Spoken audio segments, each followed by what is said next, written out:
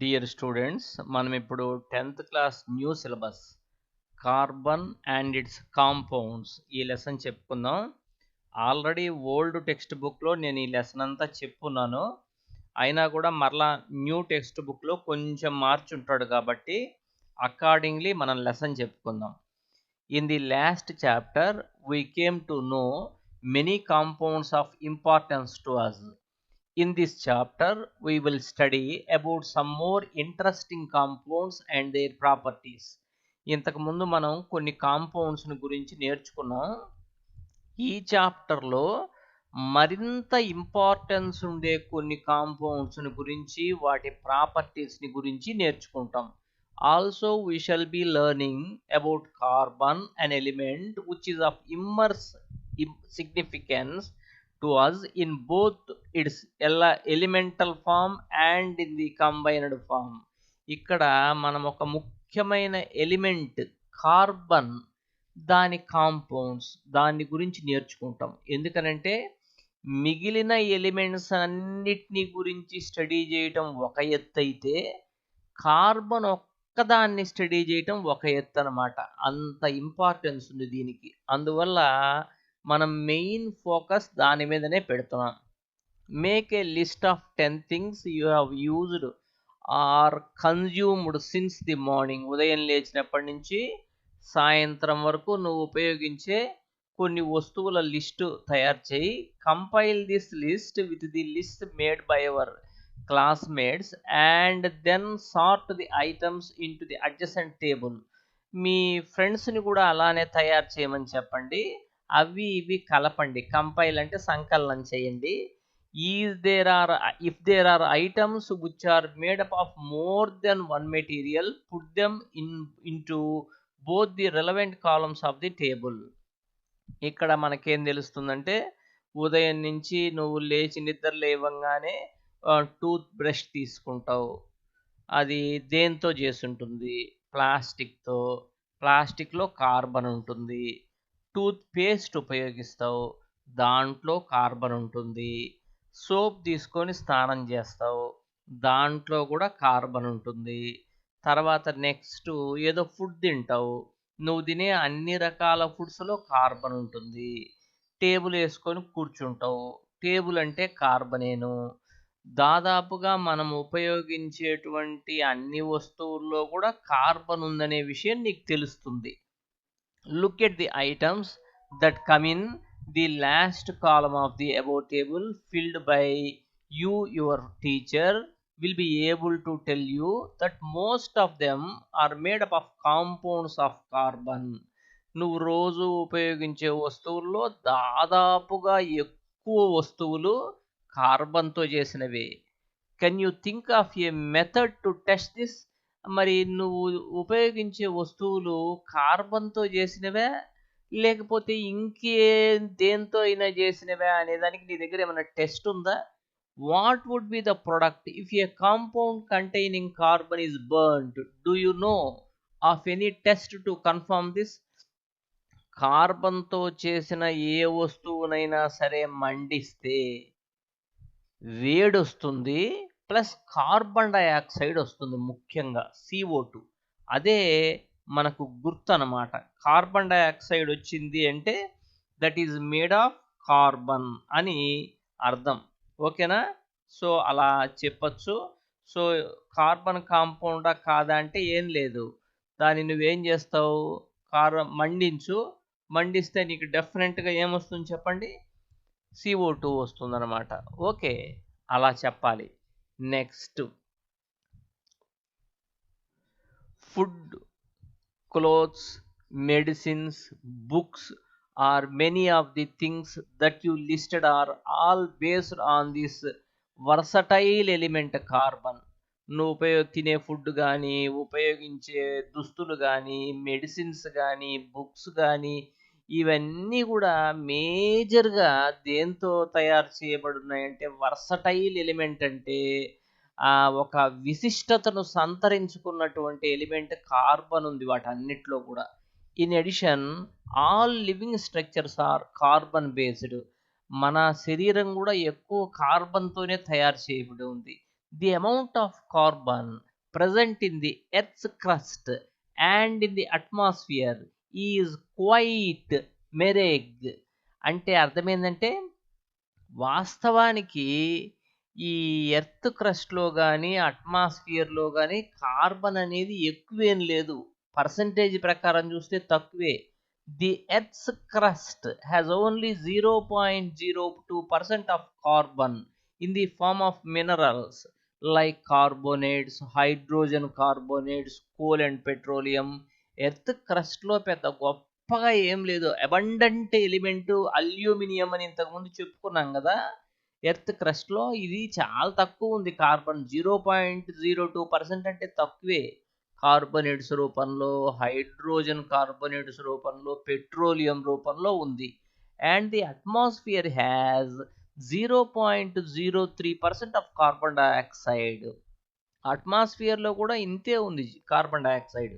In spite of the small amount of carbon available in nature, ఈ నేచర్లో carbon అనేది ఎక్కువ ఏం లేకపోయినా కూడా, కొంచెమే ఉన్నా కూడా, the importance of carbon seems to be immerse in the, దాని ఇంపార్టెన్స్ మాత్రం చాలా ఎక్కువ ఉంది. ప్రకృతిలో అది దొరికేది కొద్ది పర్సెంటే, కానీ దాని ఇంపార్టెన్స్ మాత్రం చాలా ఎక్కువ ఉందన్నమాట.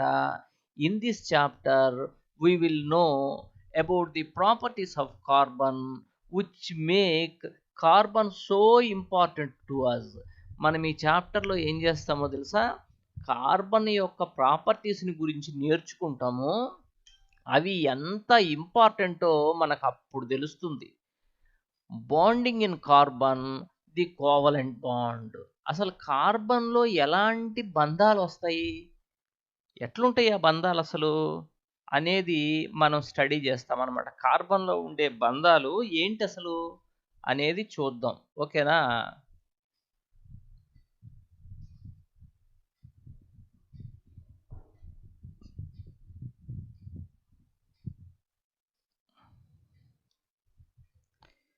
In the previous chapter we have studied the properties of ionic compounds.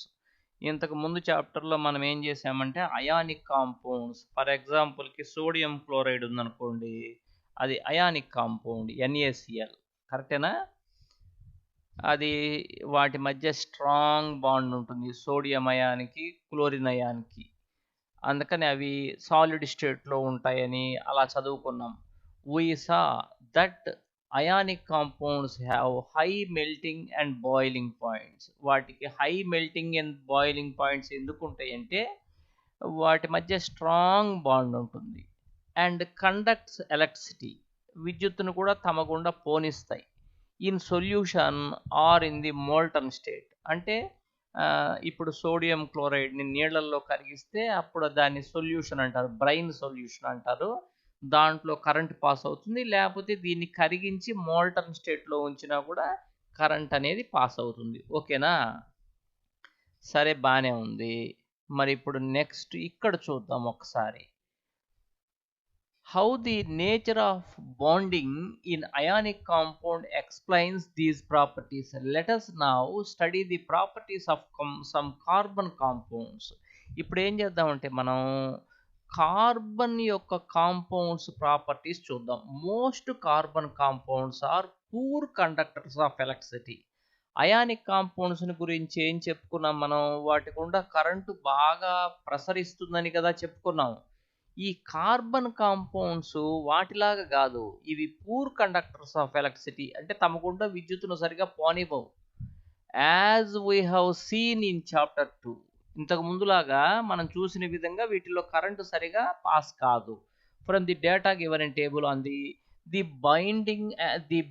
boiling and melting points of carbon compounds, we find that these compounds have low melting and boiling points as compared to ionic compounds. Ionic compounds కేమో high melting and boiling points ఉంటాయి, వీటికి ఈ carbon కాంపౌండ్స్కి ఏమో లో melting and boiling points ఉంటాయి అన్నమాట. అంటే త్వరగా ఇవి కరిగిపోతాయి. We can conclude that the forces of attraction between the molecules are not very strong. ఎందుకని తొందరగా ఇవి కరిగిపోతున్నాయంటే వీటి అణువుల మధ్య అట్రాక్షన్ అనేది అంత ఎక్కువ ఉండదు. అయానిక్ బాండ్లో ఉన్నంత ఎక్కువ ఇక్కడ ఉండదన్నమాట. Since these compounds are largely non-conductors of electricity, we can conclude that the bonding in these compounds does not give rise to any ions. వీటి గుండా కరెంటు పాస్ కాదు కాబట్టి వీటిల్లో అయాన్స్ రావు అని తెలిసిపోయింది మనకి. సోడియం క్లోరైడ్లో అయాన్స్ వస్తాయి, వీటిల్లో అయాన్స్ రావు అన్నమాట. అది మనకు తెలిసింది. అర్థమవుతుందా? సో అయాన్స్ రావు అనేది మనకు తెలిసిపోయింది. అదే సోడియం క్లోరైడ్లో అయితే సోడియం అయాను, క్లోరిన్ అయాను అట్లా వస్తాయి కదా. వీటిల్లో అయితే అయాన్స్ అసలు రావన్నమాట. సరే, okay. Next acetic acid CH3COOH, melting point ఎంత, బాయిలింగ్ పాయింట్ ఎంత. అట్లనే క్లోరోఫాము, ఇవన్నీ కూడా ఆర్గానిక్ కాంపౌండ్స్. అంటే కార్బన్ ఉండేటువంటి కాంపౌండ్స్ని ఆర్గానిక్ కాంపౌండ్స్ అంటారు. In class 9 we learned about the combining capacity of various elements and how it depends on the number of valency electrons. మీకు combining capacity అంటే తెలుసా? ఫర్ ఎగ్జాంపుల్కి ఆక్సిజన్ ఉందనుకోండి, దాని కంబైనింగ్ కెపాసిటీ ఎంత అంటే 2. ఎలా అంటే ఒక ఆక్సిజను 2 హైడ్రోజన్లతోటి కలుస్తుంది. H2O అంటే అదే కదా. కాబట్టి దాని కంబైనింగ్ కెపాసిటీ ఎంత అంటే 2. అలా ఒక ఎలిమెంట్ ఎన్ని హైడ్రోజన్లతో కలుస్తుందో అదే దాని కంబైనింగ్ కెపాసిటీ. ఓకేనా? మరి ఇక్కడ పరిస్థితి ఏంటో చూద్దాం ఒకసారి, జాగ్రత్తగా చూడండి. ఈ కంబైనింగ్ కెపాసిటీ అనేది వేలెన్సీ ఎలక్ట్రాన్స్ మీద డిపెండ్ అవుతుంది. వేలెన్సీ ఎలక్ట్రాన్స్ అంటే చివరి కక్షలో ఉండే ఎలక్ట్రాన్స్ అన్నమాట. చివరి కక్షలో ఉండే ఎలక్ట్రాన్స్ని బట్టి అది ఎన్ని హైడ్రోజన్లతో కలవగలుగుతుందో తెలుస్తుంది. Let us now look at the electronic configuration of carbon. Carbon యొక్క ఎలక్ట్రానిక్ కన్ఫిగరేషన్ ఏంటి? దాని అటామిక్ నెంబర్ 6 కదా. What would be the distribution of electrons in the shells? ఇక్కడ మనం రాసుకొని కూడా చూద్దాం. ఇప్పుడు కార్బన్కి అటామిక్ నెంబర్ 6 కాబట్టి 1s2 2s2 2p2 కరెక్టేనా? అంటే దీని చివరి కక్షలో ఫస్ట్ షెల్ ఉంది చూసావా, దాంట్లో 2 ఉంటాయి, సెకండ్ షెల్లో 4 ఉంటాయి. ఫస్ట్ షెల్లో ఎన్ని ఉన్నాయో అవి మనకు అక్కర్లేదు, అసలు అవసరమే లేదు. లాస్ట్ షెల్ని అవుటర్ మోస్ట్ షెల్ అంటారు. దాంట్లో ఎన్ని ఎలక్ట్రాన్లు ఉన్నాయో అది కావాలి, అవే వేలెన్సీ ఎలక్ట్రాన్స్ అంటే. చిట్ట చివరి కక్షలో ఎన్నైతే నైట్రోజన్ ఉందనుకో, దాంట్లో 7 కదా అటామిక్ నెంబరు, 2,5. వేలెన్సీ ఎలక్ట్రాన్స్ ఎన్ని అంటే 5 అని చెప్పాలి నైట్రోజన్లో. అదే కార్బన్లో అయితే వేలెన్సీ ఎలక్ట్రాన్స్ 4 అని చెప్పాలి. ఇలా కార్బన్ ఉంటే ఆ 4 ఎలక్ట్రాన్లు ఇలా ఉంటాయి అన్నమాట. ఈ కార్బన్కి ఆక్టేడ్ స్ట్రక్చర్ లేదు, అష్టక నిర్మాణం లేదు. అష్టక నిర్మాణం అంటే ఏంటి? తన చుట్టూ 8 ఎలక్ట్రాన్లు గనక ఉంటే, అంటే ఇట్లా జతలు జతలుగా, అప్పుడు అది నోబుల్ గ్యాస్ కన్ఫిగరేషన్, జడవాయు నిర్మాణాన్ని పొంది స్థిరంగా ఉంటుంది. మరి దీనికి అలా ఆక్టేడ్ స్ట్రక్చర్ ఉందా? లేదు, అష్టక నిర్మాణం లేదు.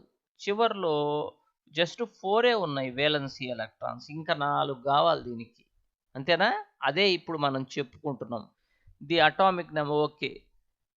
How many valency electrons will carbon have? చెప్పానుగా 4 ఉన్నాయి అని చెప్పుకున్నాక మనం.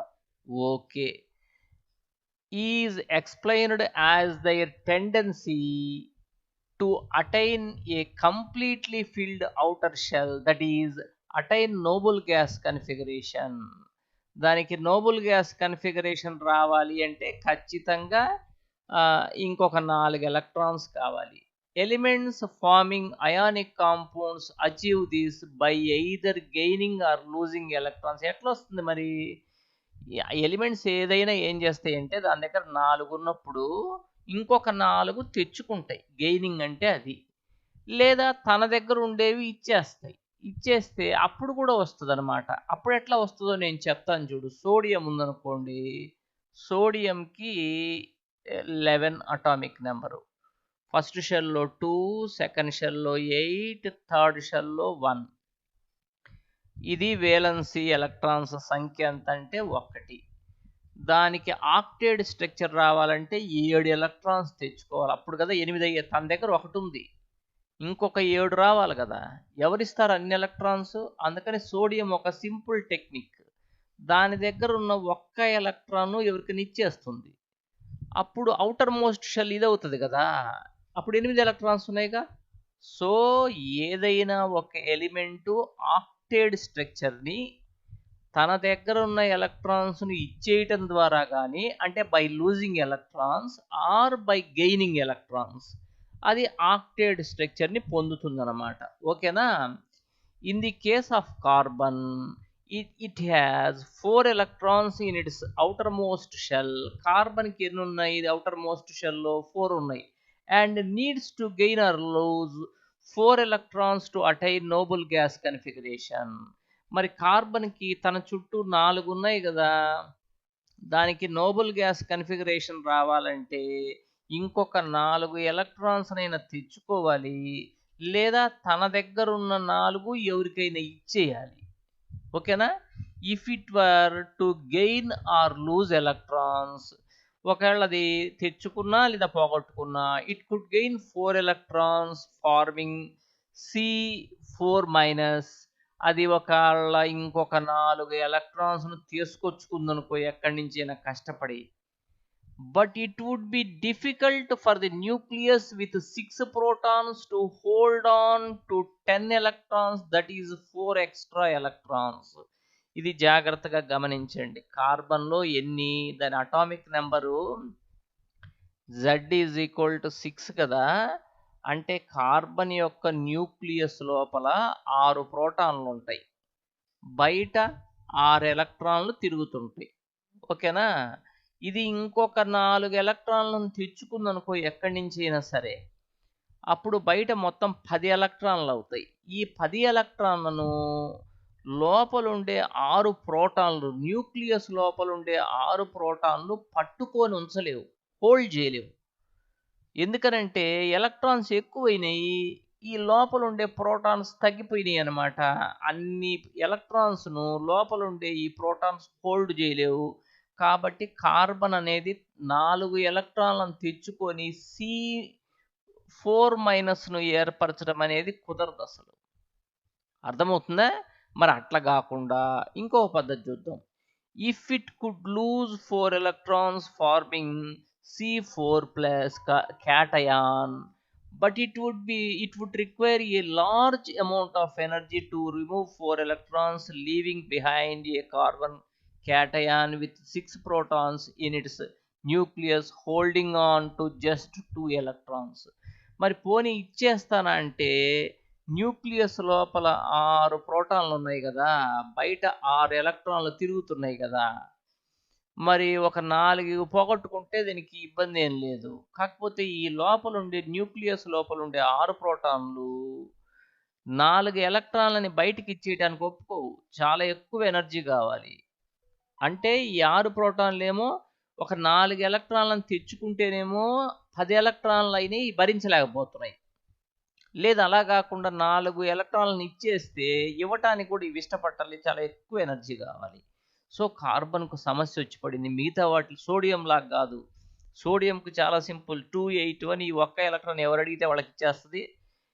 అప్పుడు దాని అవుటర్ మోస్ట్ షెల్లో 8 ఎలక్ట్రాన్స్ ఉంటాయి, హ్యాపీగా ఉంటుంది. అది ఆక్టేట్ స్ట్రక్చరు. కార్బన్ 4 ఎలక్ట్రాన్స్ని తెచ్చుకొని యానయాన్ని ఏర్పరచలేదు, 4 ఎలక్ట్రాన్స్ని ఇచ్చేసి క్యాటయాన్ను ఏర్పరచలేదు. ఇవ్వటము కష్టమే, తీసుకోవటము కష్టమే. Carbon overcomes this problem. మరి కార్బన్ ఇవ్వలేకపోతుండే, తీసుకోలేకపోతుండే. మరి ఈ ప్రాబ్లమ్ని ఎట్లా overcome? By sharing its valency electrons with other atoms of carbon or with atoms of other elements. అలాంటప్పుడు కార్బన్ ఏం చేస్తుందో తెలుసా? ఇవ్వదు, తీసుకోదు, షేర్ చేసుకుంటుంది.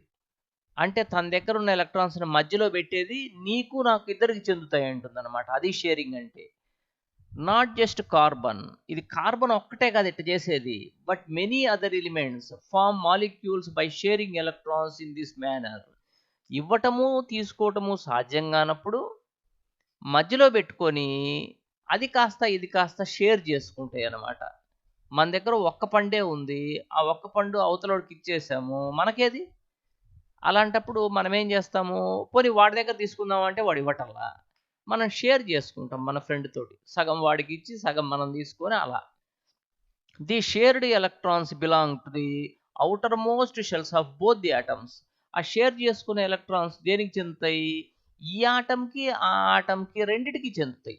And lead to both atoms attaining the noble gas configuration. రెండిటికి కూడా అష్టక నిర్మాణం, నోబెల్ గ్యాస్ కన్ఫిగరేషన్ వచ్చేస్తుంది.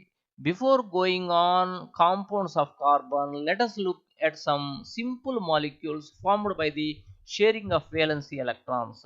కార్బన్ని గురించి చెప్పుకోబోయే ముందుగా మనం చిన్న చిన్న ఆటమ్స్ కొన్ని చెప్పుకుందాం. The simplest molecule formed in this manner is that hydrogen. As you have learned earlier, the atomic number of hydrogen is 1. Hence hydrogen has 1 electron in K shell and it require 1 electron. Hydrogen గురించి నేను ఇక్కడ చూపిస్తాను చూడండి. ఇలా ఉంటుంది hydrogen nucleus. సరే, దాంట్లో ఒక్క ప్రోటాన్ ఉంటుంది, బయట ఒక్క ఎలక్ట్రాన్ తిరుగుతుంటుంది. ఇప్పుడు హైడ్రోజన్ దగ్గర ఒక్క ఎలక్ట్రాన్ ఉంది, ఇదే ఆ ఒక్క ఎలక్ట్రాన్. హైడ్రోజన్ ఏం చేస్తుందంటే, నా దగ్గర కనీసం ఇంకొక ఎలక్ట్రాన్ అన్న ఉంటే జంటగా ఉంటాయి, ఈ ఒక్క ఎలక్ట్రాన్ పెట్టుకొని ఎక్కడ ఉండేదని బాధపడుతుంటుంది హైడ్రోజన్. మరి అప్పుడు పక్కనే ఉన్న ఇంకొక హైడ్రోజన్ని దగ్గరికి పిలుచుకొని ఈ మొదటి హైడ్రోజన్ ఏం చేస్తుందంటే తన దగ్గర ఉన్న ఒక్క ఎలక్ట్రాన్ కంట్రిబ్యూట్ చేస్తుంది. ఈ రెండో హైడ్రోజన్ కూడా తన దగ్గర ఉన్న ఒక్క ఎలక్ట్రాన్ కంట్రిబ్యూట్ చేస్తుంది. అప్పుడు ఎలక్ట్రాన్ జంట వచ్చింది కదా, పెయిర్ ఆఫ్ ఎలక్ట్రాన్స్. ఆ పెయిర్ ఆఫ్ ఎలక్ట్రాన్స్ని రెండు హైడ్రోజన్లు సమానంగా పంచుకుంటాయి. అంటే ఇట్లా హైడ్రోజన్ ఫస్ట్ది, ఇది రెండో హైడ్రోజను, ఆ జంటని మధ్యలో పెట్టుకుంటాయి. అప్పుడు మొదటి హైడ్రోజన్ ఏమనుకుంటుందంటే, నా దగ్గర ఎలక్ట్రాన్ జంట ఉంది, కనీసం 8 లేకపోయినా హీలియం లాగా నా దగ్గర 2 ఉన్నాయి, నాకు హాయిగా స్టేబుల్గా ఉన్నానని అనుకుంటుంది. అంటే దీనికి నోబెల్ గ్యాస్ కన్ఫిగరేషన్ వచ్చేసినట్టే మొదటి హైడ్రోజన్ హీలియం లాగా. రెండో హైడ్రోజన్ ఏమనుకుంటుందంటే, నా దగ్గర 2 ఉన్నాయి అని రెండోది అనుకో, దానికి కూడా నోబెల్ గ్యాస్ కన్ఫిగరేషన్. అంటే ఇక్కడ 2 హైడ్రోజన్లు ఇవ్వటం కానీ తీసుకోవటం కానీ చేయలే, లూజింగ్ గెయినింగ్ లేదు ఇక్కడ, just they are sharing their electrons. ఒక్క ఎలక్ట్రాన్ పెయిర్ షేర్ అయింది రెండింటి మధ్య. ఒక్క పెయిర్ షేర్ అయితే హైడ్రోజన్కి హైడ్రోజన్కి మధ్య సింగిల్ బాండ్ ఉన్నట్టు లెక్క. ఒకవేళ 2 పెయిర్స్ షేర్ అయితే వాటి మధ్య డబుల్ బాండ్ ఉన్నట్టు లెక్క. అర్థమవుతుందా? అది పద్ధతి. కాబట్టి ఇక్కడ చూడండి, ఈ ప్లేస్లో చూడండి. ఓకే, ఇప్పుడు ఇది హైడ్రోజన్ ఒక్క ఎలక్ట్రానే ఉంది, ఈ హైడ్రోజన్ ఒక్క ఎలక్ట్రానే ఉంది, దీనికి స్టెబిలిటీ లేదు, దీనికి స్టెబిలిటీ లేదు. ఇది ఒక ఎలక్ట్రాన్ కంట్రిబ్యూట్ చేసింది, ఇది కంట్రిబ్యూట్ చేసింది, అప్పుడు వచ్చిన ఎలక్ట్రాన్ పెయిర్ని రెండు సమానంగా పంచుకున్నాయి. ఇలా పంచుకోవడం వల్ల వాటి మధ్య ఒక్క ఎలక్ట్రాన్ పెయిర్ షేర్ అయింది కాబట్టి సింగిల్ బాండ్ ఉంటుంది. ఇలా ఏర్పడిన బాండ్ను అయానిక్ బాండ్ అనరు, కోవలెంట్ బాండ్ అంటారు. ఇది కోవలెంట్ బాండ్ అనమాట, సింగిల్ బాండ్. ఎందుకంటే ఒక్క పెయిరే షేర్ అయింది కదా, ఒక్క పెయిర్ షేర్ అయితే సింగిల్ బాండ్. ఓకేనా? సరే, the atomic number of chlorine is 17. What would be its electronic configuration and its valency? Chlorine form a diatomic molecule Cl2. Can you draw the electronic dot structure? ఎందుకు గీలేం మనం క్లోరిన్కి? చాలా సింపుల్గా గీసేయచ్చు. ఎలానో చూడండి. క్లోరిన్కు 17 కదా, అప్పుడు ఫస్ట్ షెల్లో 8, సెకండ్ షెల్లో 8, అప్పుడు 10 అయినాయి, థర్డ్ షెల్లో 7. అంటే వేలెన్సీ ఎలక్ట్రాన్స్ ఎన్ని? 7. అంటే ఇప్పుడు Cl ఇలా వేస్తున్నా నేను, ఇదిగో 2, ఇదిగో 2, ఇదిగో 2, ఇదిగో 1. క్లోరిన్ బాధపడుతుంటుంది, నా దగ్గర ఇంకొక ఎలక్ట్రాన్ ఉంటే నాకు కూడా ఆక్టేడ్ స్ట్రక్చర్ వచ్చి నోబెల్ గ్యాస్ లాగా నేను స్టేబుల్గా ఉండేదాన్ని అని క్లోరిన్ బాధపడుతుంటుంది. అప్పుడు అదేం చేస్తుందంటే ఇంకొక క్లోరిన్ తోటి ఇలా రెండో క్లోరిన్ పరిస్థితి కూడా అదే. నా దగ్గర కనుక ఇంకొక ఎలక్ట్రాన్ ఉంటే బాగుండేదని. అప్పుడు ఈ 2 క్లోరిన్స్ ఏం చేస్తాయంటే తన దగ్గర ఉన్న ఒంటరి ఎలక్ట్రాన్ను మొదటి క్లోరిను, తన దగ్గర ఉన్న ఒంటరి ఎలక్ట్రాన్ను రెండో క్లోరిను కంట్రిబ్యూట్ చేసుకొని జంట వస్తాయి కదా, జంటని 2 సమానంగా షేర్ చేసుకుంటాయి. ఇది మొదటి క్లోరిన్, ఇది రెండో క్లోరిన్. ఈ జంటని మధ్యలో పెట్టుకుంటాయి. అప్పుడు మొదటి క్లోరిన్ దగ్గర 6 ఆల్రెడీ ఉన్నాయి. ఈ జంట కూడా నాదే అనుకోని నా దగ్గర 8 ఉన్నాయని ఫస్ట్ క్లోరిన్ ఆక్టాయిడ్ స్ట్రక్చర్ పొంది స్టేబుల్గా ఉంటుంది. రెండో క్లోరిన్ దగ్గర 6 ఎలక్ట్రాన్స్ ఆల్రెడీ ఉన్నాయి. ఈ జంట ఉంది చూసావా, నాదే అనుకొని అప్పుడు 2 కూడా ఆక్టాయిడ్ స్ట్రక్చర్ని పొంది స్టేబుల్గా ఉంటాయి అన్నమాట. ఇలా Cl2 మాలిక్యూల్ వస్తుంది. 2 Cl ఆటమ్స్ కలిస్తే Cl2 మాలిక్యూల్ వస్తుంది అన్నమాట. ఓకేనా? అది క్లోరిన్ మాలిక్యూల్ ఏర్పడే పద్ధతి. ఓకే, ఇప్పుడు